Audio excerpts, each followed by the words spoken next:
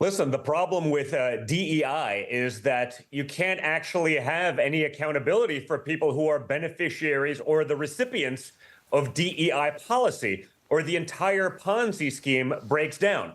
I don't think there's anyone, even the most radical leftist, that could with a straight face say that if the actions by Claudine Gay at Harvard were that of a straight white male, that they would have a snowball's chance in hell of keeping their position, and that the board would go all out to do this. It wasn't just accepting the calls for genocide on Harvard's campus of Israelis. It wasn't just a plagiarism scandal. I mean, this is so far beyond the rules and the norms of the code of conduct of Harvard, or frankly any academic institution, and yet it doesn't matter because they have to protect the golden goose of DEI at all costs. And acknowledging that it has failed, and acknowledging that the president of Harvard is a recipient and a beneficiary of those policies and would otherwise have no business being there if it were not for those policies, brings the whole thing crashing down. And they can't have that. Academia has staked its entire existence around DEI and these woke policies. Can you imagine that there are $51 billion in the endowment at Harvard, not taxed? They make, I don't know, 5% a year, let's call it 5%. So you get 6% in a money market fund. You make $2.5–3 billion a year, not taxed, because Harvard calls itself a charity, a 501c3 charity. But charities are not supposed to be political in nature.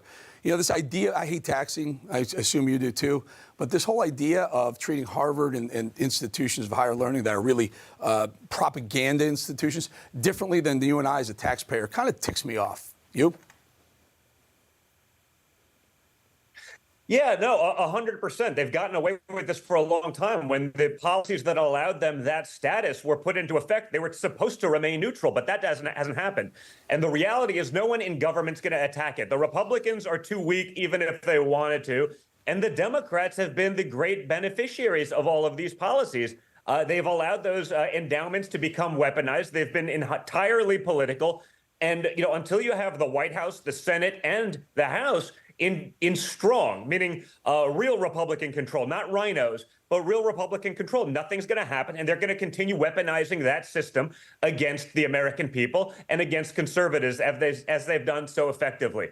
You've seen what happened at Stanford, where 20% of the undergraduate population is white. And when you say, I wonder why that is, you know, the New York Times and other, well, maybe, you know, magically across the entire country, all whites are underperforming grossly in academia. It's just not statistically possible. But reality no longer matters to these people. It's why there is no more or so little focus on education in science and math. Instead, we have gender studies, women's studies, you know, African-American studies.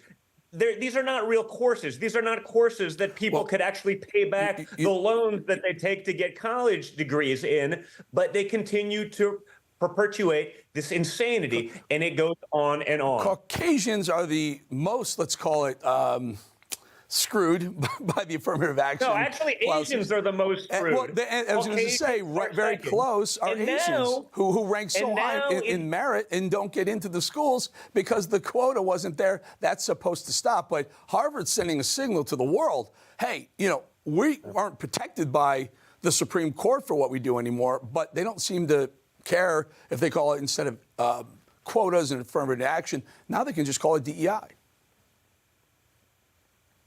Well, they'll just do what they're going to do anyway. They've shown that, right? If you took the exact same student and you took away, you know, skin color, sexual orientation, you know, trans, you know, gender, you know, status, whatever the heck that may be, if you took that away and you compared the scores of Asians and or whites relative to any of the other sort of, let's call them, you know, checkbox, you know, woke status symbols today of the radical left, and you put them head to head, it's shocking who is able to get into Harvard and who would be unilaterally deterred or just rejected entirely.